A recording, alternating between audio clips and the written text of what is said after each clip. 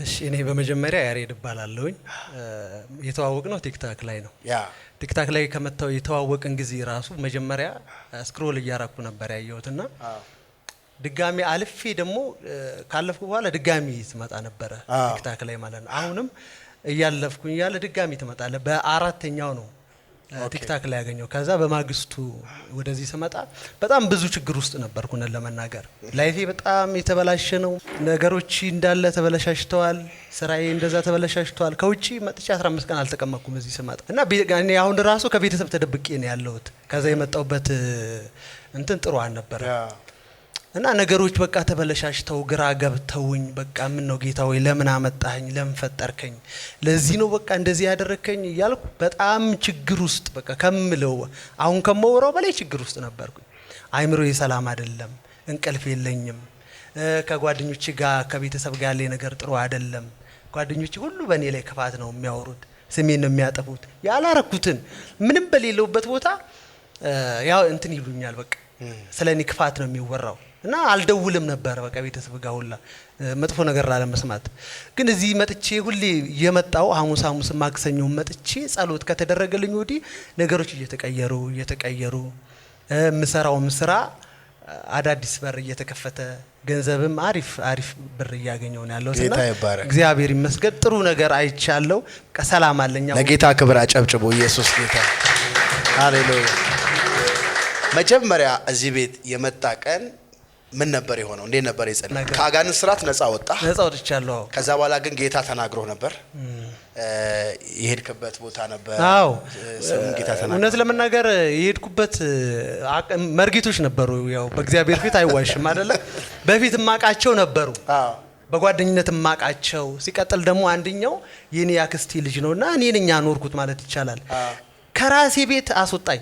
እኔ እንግድነት መጥቶ እኔ ጋር ተቀምጦ ስራውን አቃለው እና ከራሴ ቤት አስወጣኝ። ቤት ለቅቄለት ወጣው። እንዴት እንደወጣው ግን አላቅ። በጣም ጥሩ ስራ ነበር መሰራው።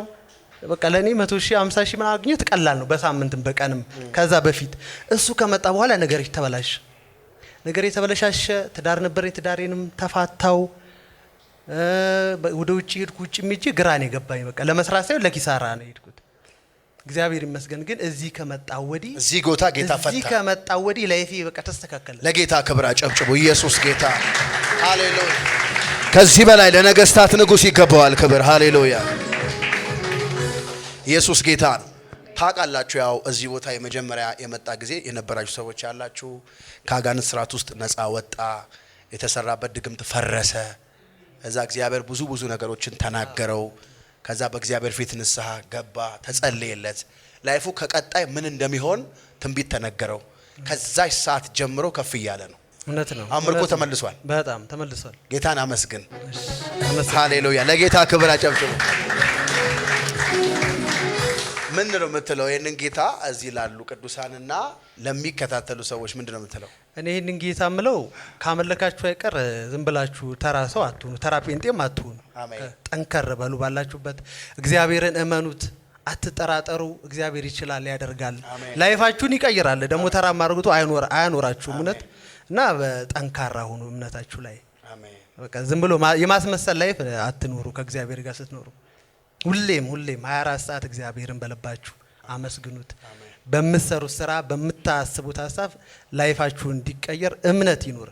እኔ ላይፍ የተቀየረው ታያላችሁ። እውነት ከ2 ወር ከ3 ወር በኋላ በደንብ ነው ላይፍ የሚቀየረው። አሜን። እኔ ምሳሌ ይሆናል። እውነት ኢየሱስ እና እምነታችሁ ላይ ጠንካራ ሁኑ። አሜን። የተራ ጴንጤ እንዳትሆኑ። አሜን። አመሰግናለሁ። አሜን። ከባድ መልእክት ነው ባይዘው። አሜን። ሶፍት ጴንጤ አትሁኑ፣ በጣም ጠንካራ ሁኑ እያለ ነው። እግዚአብሔር ይባርክ በሉት።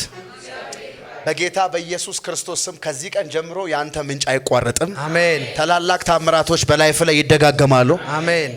ገና እግዚአብሔር አምላክ ሩቅ ያሉ ሰዎች ተደዋውለው ያንተን ጉብኝት እስኪሰሙ ድረስ አሜን። እግዚአብሔር በኃይል ሲያበዛ ይቻላል። አሜን። በኃይል ሲያሰፋ ይቻላል። አሜን። በኢየሱስ ስም ምንጭ ቀጠለ። አሜን። የማይቋረጥ ሆነ። አሜን። በጌታ በኢየሱስ ስም አሜን። ለጌታ ክብር አጨብጭቡ። ኢየሱስ ጌታ።